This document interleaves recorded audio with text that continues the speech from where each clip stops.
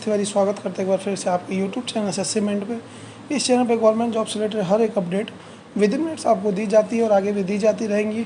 तो एक अपडेट है जिसको एक अपडेट के नज़रिए से देखेंगे।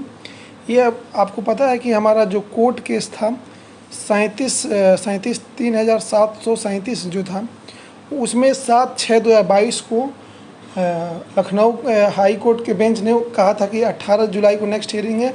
4 हफ्ते का समय उसको और 1 हफ्ते 4 हफ्ते और 1 हफ्ते 5 हफ्ते का समय दिया गया था। तो उसके द्वारा एक और जो है चीज़ें यहाँ पे सामने निकल गई है। 20/6/2022 को कोर्ट केस नहीं लगा था, उसकी ऑर्डर कॉपी में एक चीज़ आई है, उसमें ध्यान से देखेंगे और क्या कुछ चीज़ें वहाँ देखेंगे। कृपया उपरोक्त विषय रीट संख्या का संदर्भ लेना चाहें जिनके द्वारा याचिकाओं ने सब इंस्पेक्टर सिविल और प्लाटून कमांडर भर्ती को निर्गत विज्ञापन दिनांक 4/2/2021 को चुनौती देते हुए चयन प्रक्रिया को निरस्त करने हेतु प्रार्थना की गई थी। ये चीज़ें मैं अपने घर से नहीं लाया हूँ, जो अपडेट है उसको अपडेट दे रहा हूँ।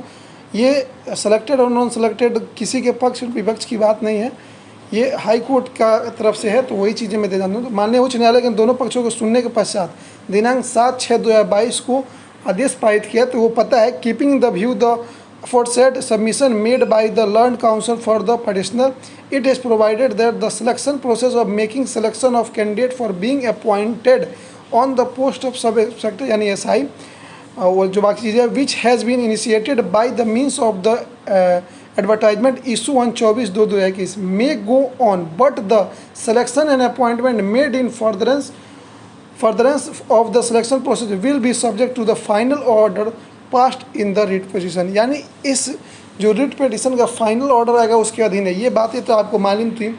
उसमें यह भी कहा गया कि माननीय उच्च न्यायालय द्वारा अपने आदेश में उक्त विज्ञापन के सापेक्ष चयन एवं की जाने वाली नियुक्तियों को रिक्त संख्या में पारित अंतिम आदेश के अधीन रखने का निर्देश दिया है।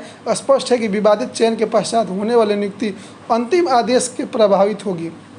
ये लाइन ध्यान देंगे कि अगर चयन प्रक्रिया होती है, अगर कुछ चीज़ें कोर्ट को गलत लगती हैं तो वो चयन प्रक्रिया विवादित चयन के पश्चात होने वाली नियुक्ति अंतिम आदेश से प्रभावित होगी।